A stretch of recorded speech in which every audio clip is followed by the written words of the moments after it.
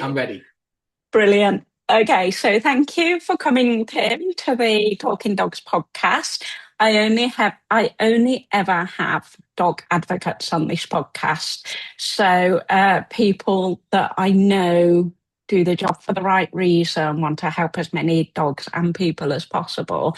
And that's why I invited you onto this podcast. So thank you for putting the time aside to come and talk to me. Did I you want appreciate that. to? Can I ask you to Thank introduce yourself? Yeah, for sure. So hi everybody. My name's Tim Norris and I work with older dogs and dogs with arthritis. I guess in a nutshell, I do my best to help them have the longest, healthiest, happiest, pain-free lives possible. I do that in different ways. I'm a animal physiotherapist, registered acupuncturist, and have studied a range of different techniques over the years, many with people before I transitioned to working with dogs specifically about 20 years ago, because that's where the passion is. I see people who they used to come and see me if they've got a bad back or a bad shoulder, and you do your work and you'd give them some suggestions to go away and do, and some would do them and some wouldn't, and they keep coming back. And I just ultimately I want people to take responsibility for their own stuff. So in the end, I got a little bit like, and then a couple of friends said to me, "Oh, can you just have a quick look at my dog? They got a bit of a sore back," and then it all seemed to work, and it worked really well. And I thought, actually, I really enjoy this. So I sort of upskilled and transitioned, and now it's so much more rewarding in many ways because what I've observed is that people will do a lot more for their dogs than they will for themselves in some Mm. cases. It's like there's dog people and there's people with dogs, and people with dogs generally don't come across people like me or wouldn't necessarily see the value in what I do. But dog people get it, and they're much more motivated sometimes to take care of their dog than they are about themselves sometimes. That's just my own personal experience. Whether that's true for everybody, I don't know. But yeah. I love that. There are dog people and there are people with dogs. Absolutely. Mm. So was there a dog particularly that brought you into this work? Yeah, absolutely. I had a German Shepherd called Kia, who was you hear this people say a lot over the years. I heard the word heart dog. It's the one dog that's come into their life that's just been that's had the most profound impact on their life. And for me, it was her. So we moved from the UK to Australia back in 2004. She came with me. We were both starting from scratch. I didn't know anybody in Australia. And Kia was like my constant companion while I was sort of rebuilding a new life there. And I remember my mum come to visit when years and years ago when Kia was about 11 or 12. And she got quite upset and what's the matter? And she said, "Oh, Kia looks just really stiff and sore. She's really slowed down since I last saw her." And I looked at her and I thought, yeah, she has, but it didn't really sort of make the connection in my mind because I just thought, oh, we're still doing everything we used to do. And then I really went, okay, I really need to step up and do more for her. It's kind of like they talk about builders. Sometimes they've got maybe their houses are not quite as pristine as you think they would because they're doing it for everybody else. And there was me going out and doing it, everybody else helping everybody else's dog. And I was still taking care of Kia, but I realized there was another level I could have gone to. And I did. And it made such a difference to her life. And that's when I realized that I just wanted to move from not just working for being everything, trying to be everything for everybody, for every dog, to just completely focusing on more older dogs and dogs that are struggling with mobility and arthritis and aging related issues because I just saw what an impact I could have in a relatively short period of time doing what I do on my own dog at the time. And that's when I really sort of it lit a fire in me because I just thought, well, we all want our dogs to live forever. Um, Yeah. their lives are too short relative to ours, and I probably shouldn't say this out loud, but I'm going to say it anyway. Is that I've come across many people over the years when I've been working with their dogs, and off the record, they tell me, that they're less concerned if their respective partner leaves as long as their dog doesn't leave. You know, the love for their dog is, it's sort of, it just exceeds for some of them, you know, anybody else in that sort of, you know, immediate environment, household. And so, and those people that I mean, like they're great to work with, because I'll say to them, well, look, if you just can do this, this, and this, and just do it consistently, I said it's going to give us a better chance of getting the best outcome possible for your dog. And when you see them do that, and then you see them get the outcomes that they want, and sometimes I'm going to be honest, with older dogs, you know, if you've got a dog 15, 16 years of age, are you going to sort of take them back to being like a puppy? Probably not. But can you make a big difference to their quality of life? Yes. And sometimes it might only seem small, but when you think of the age and the condition they've got, it's actually a massive, massive win. And Mm. sometimes the result is really, really obvious and really tangible. And those are beautiful, because, you know, it's just, you know, I don't know, I can't even articulate how good it feels to do that. You know, and you've had that big an impact, because I mean, I work with some lovely people, because generally the people that would put their faith in someone like me to help them, they're kind-hearted, good people by and large, and they really, really love their dogs. And you know, if you can have that massive impact on their dog's quality of life, it also helps the mental Oh health of the yeah. families too. I mean, my business used to be called Both Ends of the Lead, because I saw myself as working at both Mm. ends. I mean, again, you know, as an acupuncturist, it was interesting. I'd turn up at people's houses to treat the dog, and if it was someone I got to know quite well, they sort of say, "Oh, I've got a bit of a sore shoulder. Can you can?" And I'd have them sitting on the couch with acupuncture needles in them while I'm focused on treating the dog. And after I finished treating the dog, then I come out and take the needles out of them as well. And so I really was kind of doing both Yeah. ends. But yeah, our dogs are just so, they're just so special to us. Mm. I mean, they're, you know, Kia was always my gauge of where I was at. People could always tell where I was at, or what my day was like, by looking at Kia, because she was just so bonded with me. And if I could do something to help people that have got those sort of connection with their dogs, then it's not just helping their dog, it's helping them. And Mm. that ripple effect, it can also spread out into their family. And you know, so I guess a lot of us, we don't know the impact we have on other people's lives, which is why if we just do our best to be a good person, make the world a better place, try and make a positive difference.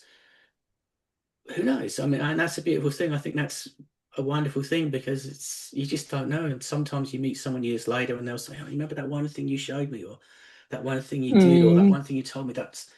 And it's just great, because people have had that impact on my life too. So if I can almost like pay that forward in some way, then yeah. Yeah. Sorry, I've made Yeah. it gone around the houses a little bit there, but It's beautiful. No, it's so nice to hear you talk about that, and I completely agree. It's something, don't they say that a butterfly's wings can't flap at one side of the world without it having an effect at the other side of the world. And I believe mm, very much in that, that the way mm, that we go into the world, it creates ripples that affect everyone and everything about it. absolutely. And you're clearly heart based, and that is going to affect things around you, whether you see it or not. It's constantly sending heart based ripples out. Just going back to what you were saying about Kia and Mm, her slowing down, I think it's quite hard when you live with a dog who gets older, when you see them every single day, to notice that, which is why yeah, your mom noticed it. yeah. It, after having a break from her. Is that something you see a lot in your work, that people actually don't realize how much their dog's changed until it becomes a real obvious problem? Yeah, absolutely. Very much so. It's yeah, I have sometimes it's hard for me to not to bite my tongue sometimes. I could be out walking a dog and I see another dog on the other side of the road or at the park, and I see it's really, really struggling. I just want to go, oh, you know, not even like you know, I wonder what they're doing, you know, would they be open to me talking to them? Because you're right. I mean, sometimes you don't see what's right in front of you if you see it all the time. Mm, I think there's a lot of dog owners that probably aren't aware of subtle signs that a dog might be uncomfortable. I mean, if mm, it's like people, unless, you know, if you wake up in the morning and you've got a bad headache or you've got a sore back, then it's really quite obvious. And you do whatever you do to manage that. But with dogs, there could be subtle little signs. I mean, it could be something as simple as So maybe they're just getting off from their bed just a little bit slower. Or maybe there's that slight hesitation before they sort of walk down or up the steps. Little things that if you pay attention, you'll notice and you think, well, actually, that's something new, that's different. And the fact that you're observing something different or something new would indicate there is, on some level, some degree of discomfort, whatever that might be. And dogs can mask it very, very well. Often Mm, it's they don't you don't know until they've reached the point where it's almost like it's almost impossible to sort of hold it back anymore. It's become so uncomfortable for them. So I think encouraging people to be more aware of subtle signs, more aware of changes in their dog, things that they're seeing they haven't seen before, and don't just put it down to old age because it's like people. I mean, I'm no spring chicken anymore, but you've got people that are in their 50s and people that are in their 50s, and some people in their mm, 50s can still be very dynamic and healthy and have got a great energy, and other people look like they're the opposite of that. mm, It's and it's the same with the dogs too. Their levels of vitality can vary so much, even with their ages. I mean, I've 10-year-old dogs. I've worked with 10-year-old dogs that you would think were probably 4 or 5 years old, and others that are 10 that you think were a little bit older than that. So yeah. yeah, I think it's being aware of subtle signs, and I think doing your best to encompass a preventative mindset, which I Mm, appreciate is difficult because probably a lot of people don't have a preventative mindset because generally you don't do anything about a problem until it actually goes wrong, mm, which is human nature, I guess. But if you kind of think, well, but if I do this, this, and this, then those things might happen, but maybe they won't happen for a few more years. Or if they do happen, maybe I'll manage them better or recover from that quicker. And I try and do this with dogs because when I first started trying to encourage a preventative mindset it was falling on deaf ears. So by focusing on older dogs have already got a problem that people can sort of see eventually. They know there's a problem. So the great thing mm, is I can teach them how to sort of ease that problem as much as possible and try and help the dog as much as possible. But also I say, look, what I'm also showing you here for your older dog, you can apply to your younger dog if they've got mm, two dogs. And I've seen that a lot. And that way, that's almost the way that I can encourage that preventative mindset, coming at it from a different way by saying, well, look, we've been able to do this for your older dog. They've improved this much by doing these things. Do you understand if you did some of those things for your younger dog, then they're less likely to have these problems, or you could potentially slow down the aging process. And these. So I kind of come at it from that way, if that makes sense, because I think you can make such a big difference to your dog's longevity and quality of life. I mm, mean, it's like people. We all come in with a certain level of what you can call constitutional health. It was the way it was explained to me was that it's like when you're born, maybe your health is like a bank account. You've got a certain amount in your bank account, and mm, it's how you manage it over the years before it gradually runs out and your health declines. But what if there's things you can do throughout those years that you can put into the bank account to build it up and or keep it at a higher level? And that's the way I try and encourage people to think about their dog's health. I said, mm, don't just, start to do these things now. When Shen, she's my 10-year-old shepherd lying next to me now. I had her on supplements from about 9 months of age. Some people think that's a little bit crazy. That's fair enough. That's okay. mm, I just saw the benefit in them as well as a good diet, and then exercising her appropriately and doing my best to sort of have a game plan that we could carry forward for the rest of her life that would hopefully give her the best chance of having the longest, healthiest life she can, mm, because that's what we want, isn't it? I mean, because our dogs have got a relatively short life compared to ours in most cases, and don't we just want to make it the best we can for them? mm. Yeah. Yeah, I do supplements as well, joint supplements, and my girls are both 3. yeah, And I also really see the benefits of supporting the joint before any degeneration happens, absolutely, because absolutely. you can put off degeneration. But I don't think a lot of people think like that, do they? They're just the people don't tend to understand that Yeah, prevention is yeah, actually better than treatment, even if it absolutely. gives you a couple more years Mm, before you have to start treatment.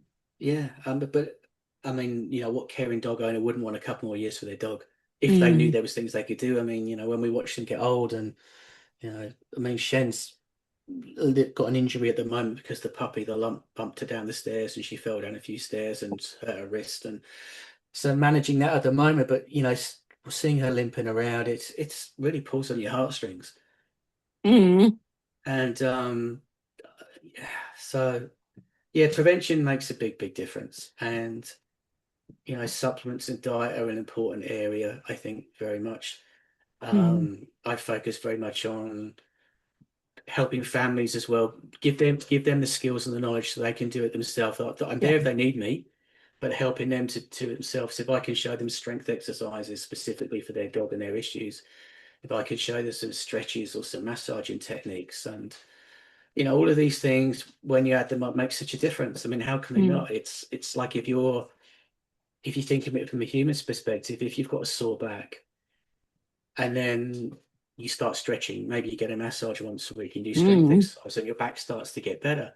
And then you can do all these things that you've been struggling to do because you've got a sore back. Well, why wouldn't you apply that same logic to your dog? mm. It seems crazy. Absolutely. Yeah, it seems crazy Yeah. that people don't make that connection sometimes, but I'm Yeah. trying to help more people make that connection. So, Yeah.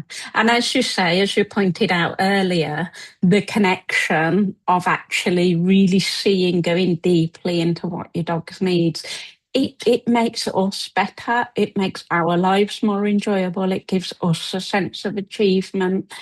I think what we tend to do in this world is we look outside of ourselves and we mm, rush through, but actually the real beauty is in the simplicity.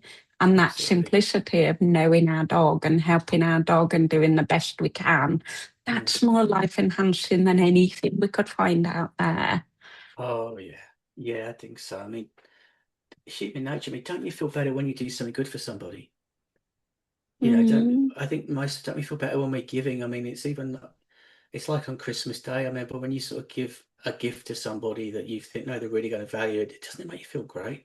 mm, And that's the beautiful thing about working with dogs is that, I go out every day and you give, like yourself, you give, and you give. And, but there is a return of energy. The return of energy is when you see that it's making a difference, mm, and that's what mm. energizes you. What it does for me. It's Yeah, yeah, yeah. I yeah. don't really know how to express it any more than that, but yeah, No, I it's get it. I totally mm, get it. And I mm. believe the people watching will get it too.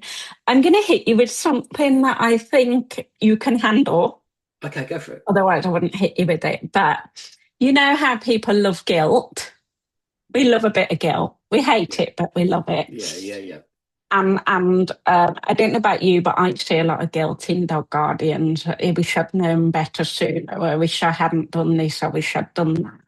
Yeah. I'm interested in what you would say to people who Okay. felt guilty about maybe missing something or doing something Mm, wrong or not okay. noticing something, because that's quite an important topic. And I know you've Yeah. got this, I know you can answer this. It's a great question. It's a great question. Look, I can talk from personal experience for dogs. Also, as you know, my wife passed away a few years ago, and I can look back at that and think, gosh, I wish I'd have done more of that. I wish I'd done that more to help her and do this. But at the end of the day, I say to people when we're talking about dogs is you can only do the best you can with what you know at that point in Mm, time. And beating yourself up over it only hurts you. mm, It doesn't serve you in any way whatsoever. I can talk a good game. It's hard to play. I admit it is hard to play all the time. I mm, acknowledge that. I'm not perfect with that. But I say to them that the fact that you're actually even aware of it is a great starting point. And mm, I said, if I've got an old dog, let me give you a real story here. So I've got someone who threw the ball for their dog constantly in their younger years, not just once or twice, but repetitively for like 30-minute sessions to actually tire the dog out. And ultimately, the dog broke down because I have quite a strong view on this subject, but I won't put that on everybody right now. But ultimately, the wear and tear on this dog's joints were horrendous for this dog's age. Had to have several surgeries.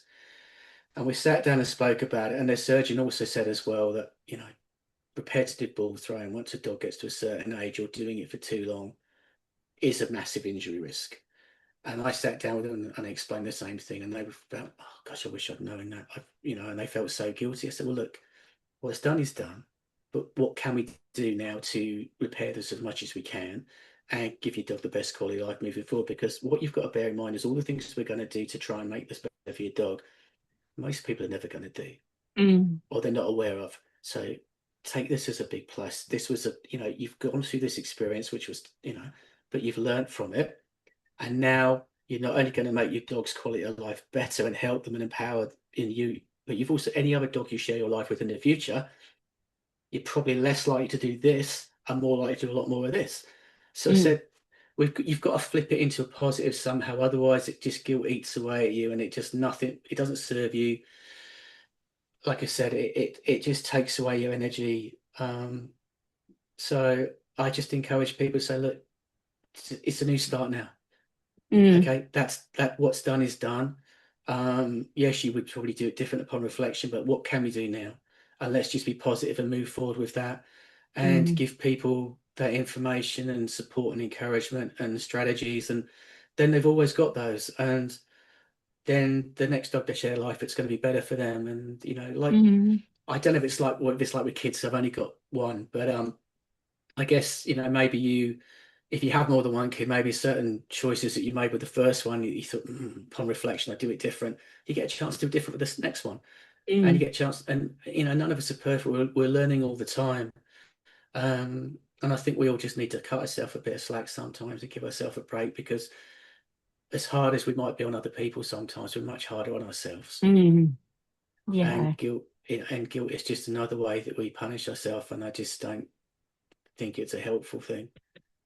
No, Does that answer the absolutely. question? Yeah, it does. Absolutely. I think we can go from guilt to shame, and then Yeah. we carry shame. And Yeah. that in itself, it can not only affect our mental health, but also our physical health if we For carry sure. in shame. And the beauty of actually being, like you say, being aware and wanting to have done it differently is a massive sign of growth. It is, for sure. Absolutely. Because I Mm, mean, from an acupuncture perspective, if you look at traditional Chinese medicine, they believe certain emotions will have negative impacts on our internal health, and some will affect some organs more than others and organ systems. And guilt is a big one in there that has an impact. And yeah, it's one that I think we just got to do our best to move through and move mm, beyond. It's great to acknowledge it and understand it for what it is, but you've also got to put it down, because mm, too heavy a weight to carry. And like you said, going in, if that continues and it goes into shame and various other states, it's a weight we don't need to carry. mm. It doesn't serve us. It doesn't help us. Yeah, you're right. Absolutely right.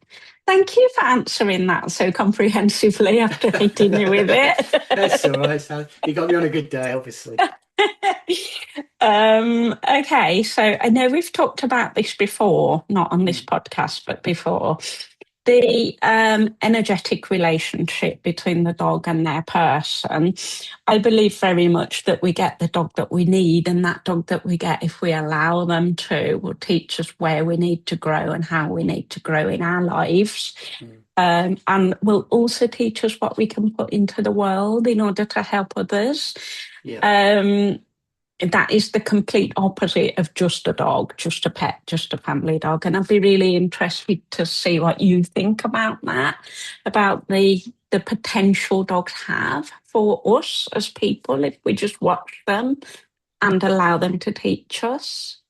Yeah, I think there's so much we can learn. I mean, I'll share a story with you actually about Kia. That this was one of those ones. I remember this was back in Sydney years ago, and we're walking along and we'd been to the park, and she picked up a stick, and I think we there was a little lake there, so I threw the stick in the lake a few times so she could go out and swim. And she's walking back with this stick, and then she dropped it and put it down. I looked at her and went, "Come on, pick your stick up, keep going." So she picked the stick up, we went up to another 20, 30 meters, and she dropped it again. And I said, come on, kid, pick your stick up, bring your stick back. And I could feel myself getting really, really frustrated with her. And I'm looking at her going, then it sort of dawned on me, what am I doing? It's like she's had her fun. She's had a little swim with the stick. She doesn't need it anymore. She's put it down. She's moving on to the next thing, and she's ready to embrace the next thing. And I'm sitting there kind of getting all frustrated about it. And I turned and looked at her and said, thank you. Because in that moment, she taught me something. It was, for me, it was very profound. And Mm.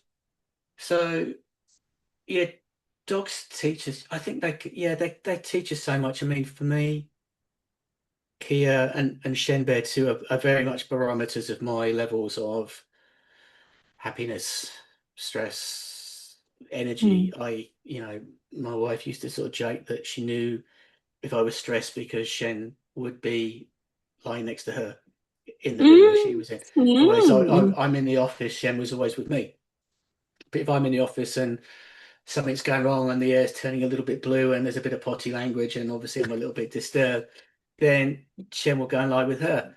So I think they've got the potential to teach us so much about life, about kindness. I think, they're Mm. the unconditional love, well, just the way that they're in the moment and they seem to forgive so quickly. If we get a bit snappy for whatever reason, and they're just looking at you, and then a few seconds later it's gone, and they're all happy again. Whereas people, we can tend to hold on to things for a lot longer, and Mm. resentments or grudges and things. And I think these are one of the beautiful things about the dogs is they're in the moment. They just give, give, give. Um, I think many people have said to me over the years, I wish I could experience love from a person the way that I experience love from my dog, because my dog seems to just love me so much no matter what I do. And, you know, Mm. people seem to be a little bit more conditional, don't they? It's a bit more transactional sometimes with people. So again, I don't know if I'm answering your question here. I know Mm. I'm wandering around a Yes, little bit, but absolutely. I'm just trying to share my own personal experiences, just how I've seen how dogs, impact on us and what we can learn from them. And I also, I mean, I'm sure this is something that you're much more knowledgeable on than me, but I've also seen stress dog, so stress person, stress dog, anxious Mm. person, anxious dog. Um, so I do, whenever I work with the dog, I'm always observing the person too. Mm. Not in a judgmental way, but because I worked for people for many years before I started working with dogs. So I look at the dynamic, or I try and get an understanding of the dynamic of what the energetic is in their house, the dynamic between the family and the dog, between themselves. Because sometimes you can see things and you think that's potentially going to impact on the recovery process for this dog. So I think I need to mention this. So yeah, it's, oh gosh, I mean, this is one you can go so deep into. There's the guy who, there's a guy called Rupert Sheldrake. I know he's written a book called Dogs Mm. That Know When Owners Are Coming Home. And that was always fascinating to me, talking about that energetic connection of thought forms. And I know I'm going off on a tangent a little bit here, but I remember reading that, and because it means this, as a person, maybe there's times that we think talking to somebody, or we haven't heard from someone for a while, and we think about them, and then, within a day or so, or maybe later that day, they get in contact with us, and Mm. you think, that's interesting. And then after reading the Dogs That Know When Their Owners Are Coming Home book, I thought I'll try some of that myself. So I used to sort of sit on the couch downstairs, and Kia was asleep upstairs under the bed. And all I would do is, in my head, I would just visualize the park in my head. And then I'd say to her, do you want to go for WALK? And probably 80% of the time, within 2 minutes, she'd be downstairs sitting next to me, looking at me, go, ready? I And I'd love sit there and that. go, And I have no, believe me, I have no skills in this whatsoever. I just read the book and I just thought, well, let me just try it. And I shared that with some people over the years who didn't think I was completely mad. And they've had similar experiences. Mm. I think there's an incredible connection between us and our dogs. Maybe some people it's stronger with some dogs more than others, but you've got to be open to it. And I think if Yeah. we're open to it, it's we can learn some amazing stuff, Mm, I think it can just open up a world to all sorts of different possibilities too. mm, Because they do understand us much more than we give them credit for. I really believe that. yeah. I think they read us so much more than we think as well sometimes too. And that's why it's so important to take the best care of them, Mm, really is. And yeah. that's why it's such a Yeah. privilege to be doing what I do because I have an opportunity to do that and help people with that. So it's a real blessing. Mhm. Yeah. To interpret for them Yeah, and to help people to learn their language is yes, so important. absolutely. To learn what they're asking for. And Mm. I love that. I'm going to try that. And everybody watching this, try that as well. Yeah. Oh, yeah. That'd be lovely to hear some stories on that one. Wouldn't it? It would be It'd be great to great. hear people who've tried that, Yeah, visualized yeah, talk or yeah, whatever. yeah, And yeah, yeah. it'd be Because brilliant. because he talks about in the book, it's about thought forms. It's not some sort of super power that we need to go away and meditate, top of a mountain for 10 hours a day every day to Yeah, sort of develop. It's just thought forms and yeah, it's interesting stuff. yeah. It really woke me up to a whole different way of looking at Mm, communication with our dogs and people too, because so much mm, communication is non-verbal, isn't it? And yeah. with our dogs, with people that we know. So yeah, it's an interesting subject. Mm. Yeah, and Eckhart Tolle talks about it. There's a little tiny bird up here just on the window, and I'm like, oh. There you um, go. Eckhart Tolle talks about it that once we put a thought out there, it actually becomes a thing. Yeah, It becomes and I suppose that's along that line. And if a thought yeah, goes out, it becomes a form, and mm, is there formless, really? We are all just form. We are all just some kind of form yeah, within this formlessness substance around yeah, us. yeah, And so, yeah, it's because this isn't nothing, is it? There's mm, so much in this. mm, And if mm. we put that thought out there, it lands. So, Well, yeah, mad yeah, talk. I'm nutty. no, no, no, you're not. But- I think we're the same ones myself, but there we go.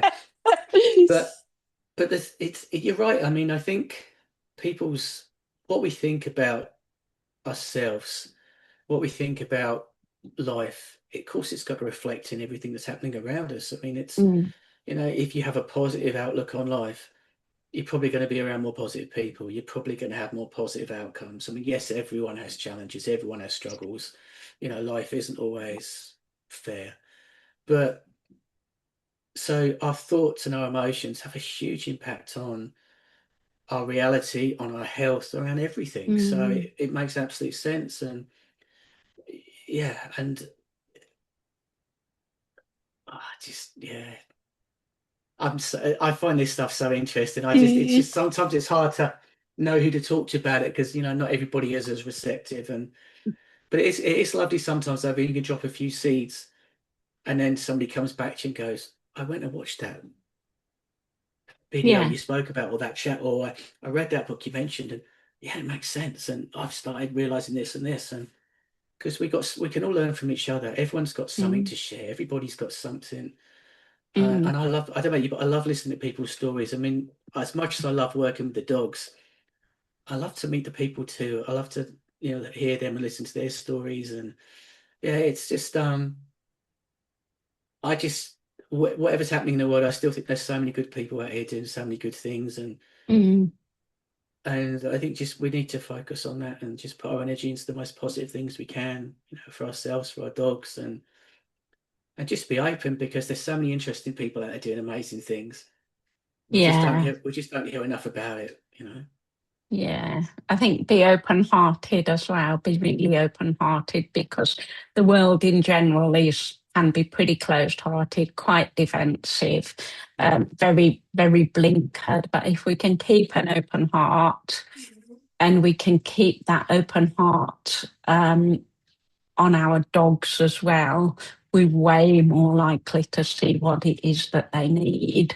Yeah, yeah, Um, and I think that's really, really important. It's so lovely to see how people love their dogs. it is. It really is, isn't It it? is. Yeah, it is. It's I see it with a lot of the older dogs when, their time is coming closer towards the end, and if you could just do anything that can help them have longer with that dog and make that dog's life more comfortable, because I mean, I've sat there so many times over the years, and we're all crying together when we know that that time is Mm, coming close, because you get to know the people really well, you get to know the dog, and you really care for them, and it's and I've had lots of. I'd love to know what you think on this one, Sally, if you don't mind, because I've had lots of people say to me they've lost a dog, I can't go through this again. I can't do it again. I can't get another dog. It's too hard. The loss is too much. And I sort of said, but if you can flip it to all the beautiful memories that you've got and all the wonderful years that you had, yes, this is incredibly painful, but wasn't it worth it? And if it was worth it, mm, then wouldn't it be worth doing that again? And when you rescue a dog that needs a new life, and what a beautiful way that would be to help someone who's dealing with the grief of losing a dog or the sadness of losing a dog, to actually go out and give a loving home to a dog that hasn't got that. mm. And I've seen that a lot, and it's just such a beautiful thing to experience. Yeah. Yeah. Stop it. Oh, they. It's Foxy. She's trying to get my attention, just barking. Oh, okay. Absolutely agree with you 100% with that. Every single dog that I've had has been a legacy of a dog that I've lost. Yeah. I think it is incredibly painful, but I think if we can grieve intentionally, not hide away from the grief, not push it away by doing something different. Yeah. Um, we humans have so many coping strategies. If we feel any kind of discomfort or unpleasant emotions, what we'll do is we'll get a bottle of wine, or we'll get a Yeah. bag of chips, or we'll eat a packet of crisps, Yeah. Yeah. or Yeah. we'll get a 10 ton of chocolate. Yeah. But what we are doing is we're just pushing it down the line a little bit, Yeah. Yeah. and the Yeah. feeling's still there. And as we talked about before, that feeling still being there is going to Yeah. affect our tissue, our Absolutely. organs, our body. And Mm. so, what I would say is if you're losing a dog and there's a lot of pain there, grieve intentionally, really, really feel the pain, Mm. allow yourself to process it through your body and release it. Because pushing it away won't allow you to process and release it. And Absolutely. then when you will always feel it, and there will always be triggers and times that it comes up. But when you have allowed yourself to grieve and process, there's going to be a time where you have love to give, Mm. and you have to find someone to give it to. Yeah, you do.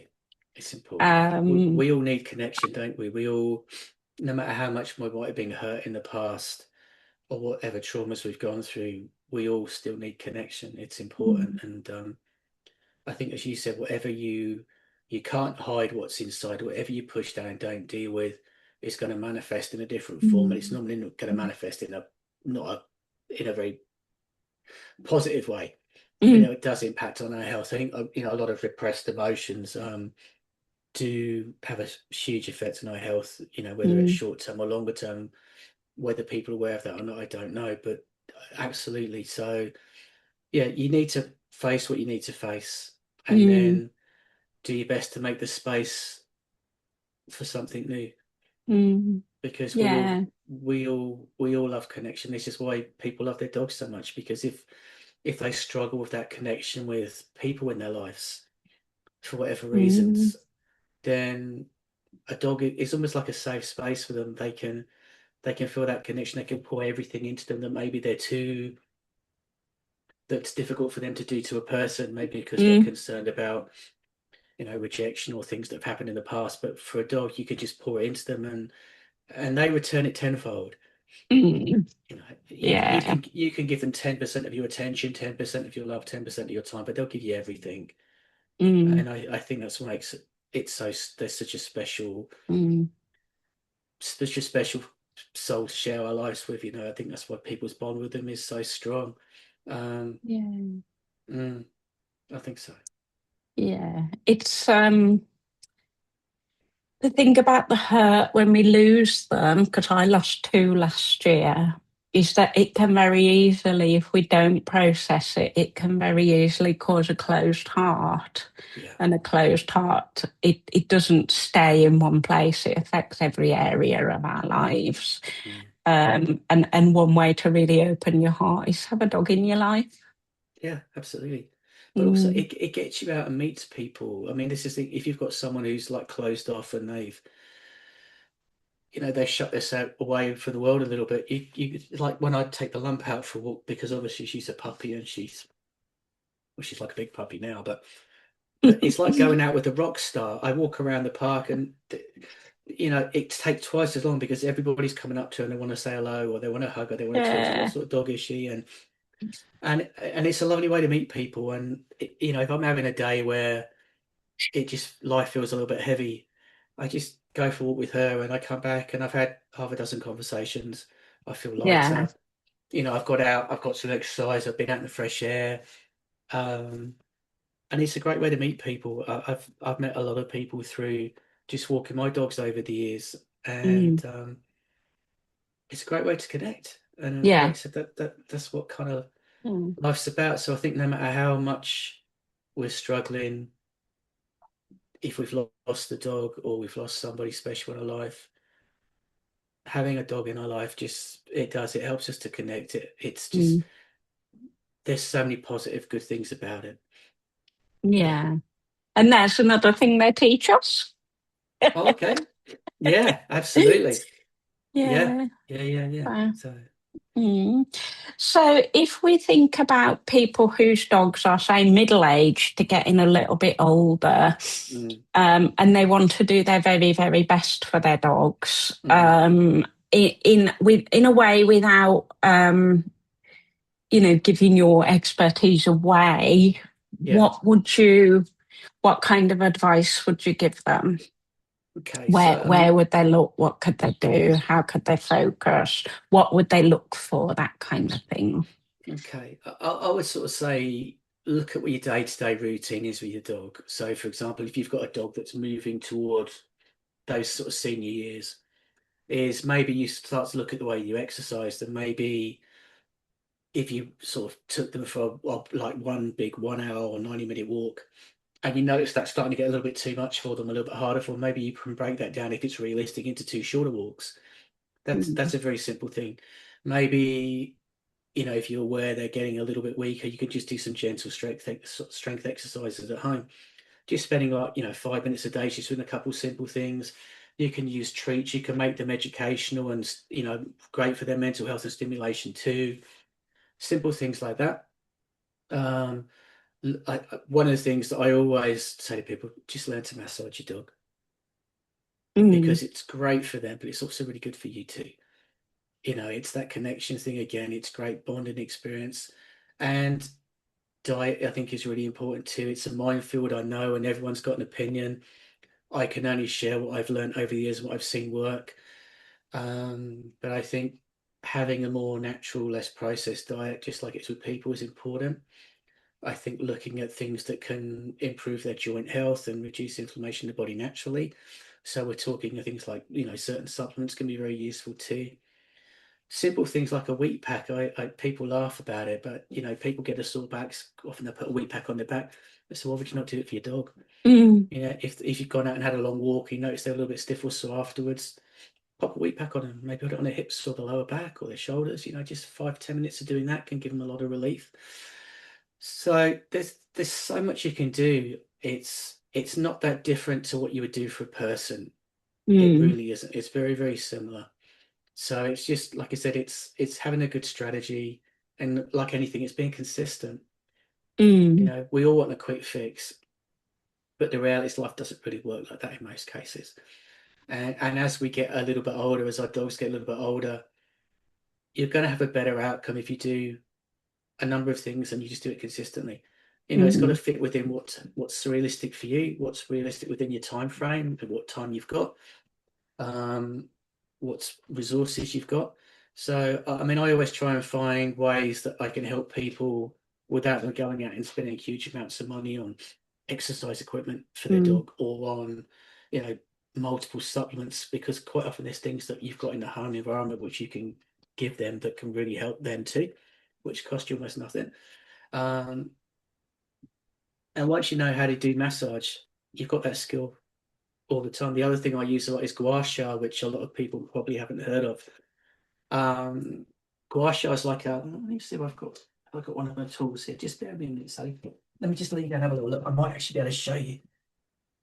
This is a little tool that I teach people. It's come from East Asia originally, but it's been used in Europe for many, many years too. So it's this little tool here. So this is like a little fish shaped one. okay. But people use it cosmetically now on their face. So a lot of Mm, people are using it because it improves the blood circulation to the face. People use it cosmetically like that. I know people that have used it have had heat stroke and used it on their head, and it's helped that significantly. um, But it's been used in for many, many years for moving the stagnation that builds up in the body. So if you've heard of cupping, mm, so the glass cups. Well, people get a glass cup put on them, and what that does, that brings all the old blood and all the toxins and the stagnation to the skin surface, hence the discoloration on the skin. People say, but that's a bruise. I said, no, it's not a bruise. yeah. If you bang that, you might get a bruise then, but a cup doesn't create a bruise. It brings all the sort of toxins and the old blood to the Oh, surface. wow.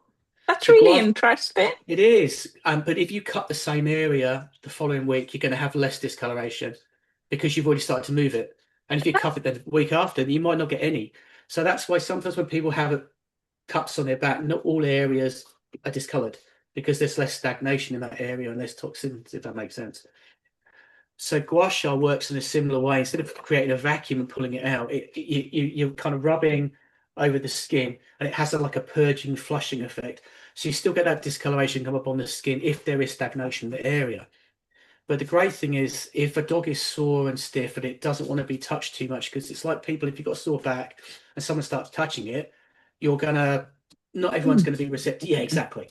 A dog's the same, and they're not going to turn around and tell you to politely pee off, but they mm. might show you another way. So what I'll do is if I find a dog that's really sore, then I just use gua sha around that area, and then I can gradually work into that area, and then they'll always let me go in and touch it afterwards because Oh, gua sha will take a lot of that, move the stagnation, so it would take a lot of the sensitivity out of the muscle. So I can teach someone how to do it in 5 minutes, and it's a great thing. You can buy them online for like. So I just got to let the lump out. Just 1 second. no, Sorry, don't she's worry. definitely good. Hang Don't on, worry. hang on.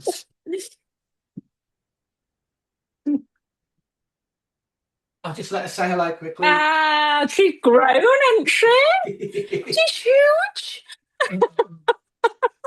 There you go. There you go. So she's huge. Sorry, Sally. If I'm too late to the door, then we get little puddles, and She's growing, isn't she? she's enormous now. She's about 25 kilos now. Oh, So she's bless her. yeah, she's a big girl. But yeah, getting back to the gua sha. So gua sha is a great thing because there's never been a dog I've been able to use it on, even a dog that's a little bit reactive, which Mm. you do get the odd one. I can always do gua sha on. So I show people how to do it. Like it's literally it's something you can learn very quickly. You can buy a tool online for next to nothing. I've got a video up on YouTube. I'm showing people a whole routine they can do, or it's in the community as well. And that's one of the things I say to people because it not just helps their dog on a muscular level, but it just flushes a lot of the toxins out as Oh, well. So yeah. it's a great thing. But it's one thing I would say I could leave with people today that are listening is go and get a gua sha tool, learn how to do it. It's good. Mm. It's really good. Yeah. I'm gonna get that. I'm gonna put that link to it Oh, okay. underneath this podcast, and I'm also gonna get myself a tool. Yeah, yeah. Look, does it take a little while to get that? Look, some people pick it up quicker than others because sometimes you put it in your hand and people grip sometimes too hard and it feels a bit clunky. But Yeah. it's like anything. You learn something new. It's always going to feel a little bit caca, a little bit clunky to start with. But once you Yeah. get the hang of it and you relax, you can pick it up pretty quick. Yeah, Mm. yeah. It's Lovely. it's a nice thing to do. So Yeah, because Darcy, she can be quite tense. I'll touch parts of her and she'll kind of tense up a little bit. mm, And she's quite an anxious dog anyway, so yeah. something like that would be amazing for Yeah, her. it could work. It could work well because if you've got a dog that's, like I said, a little bit sensitive about being touched, it's a great sort of way. It's a great first step because Mm, you're introducing a therapeutic touch to them, but you're not really touching them yourself. You're using mm, this third party, the tool, and mm, when they start to go, oh yeah, that feels better. I mean, some of the best dogs to work with it's like the bull breeds and staffies because they carry mm. so much tension in their shoulders and neck. And I've got videos on YouTube of some of the dogs I'm working with those breeds, and I'm working around the neck and shoulders doing the gua sha, and you can see them going. It's Oh, it's wow. it's really lovely to see. So Yeah, it feels good. It's really good. Yeah, it's a good thing to do. yeah. Mm, mm. Brilliant. And I'm going to point people towards your YouTube because your Oh, YouTube thank you. channel is amazing.